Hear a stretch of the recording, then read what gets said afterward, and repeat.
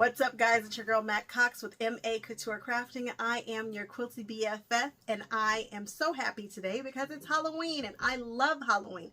Unfortunately, this year I didn't get a chance to do a ton of Disney Halloween, but I did do a little bit. We are answering the question, which 2 bags would Tula Pink carry and pack if she were staying at the Haunted Mansion? I cannot wait for you guys to see what's going on at the parks.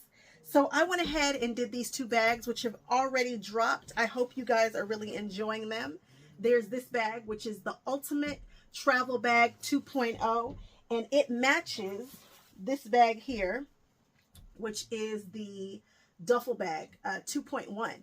And they go together. And the way that this came about is Tula Pink showed them on her Instagram, and I'm assuming that she wouldn't give it to me. And I hate when she does that because that means that I have to make bags. Now, the cool thing is I am not a bag maker by a long shot. I am definitely a beginning bag maker. I can quilt, but bags are not necessarily my gift. And you will see me struggle through this. I've made this one before, just once, and I struggled through this with the binding. Other than that, it was pretty easy breezy. We hacked this just a little bit. We used some smaller straps here. I've added some bat applique to it because she did. Only difference is I cut out my bats with my Cricut so that I could get some bats that were a little bit funkier. You know, I want a crazy looking bat. And I did the same thing with this one here. No hacks. I just knocked off her bag. I froze her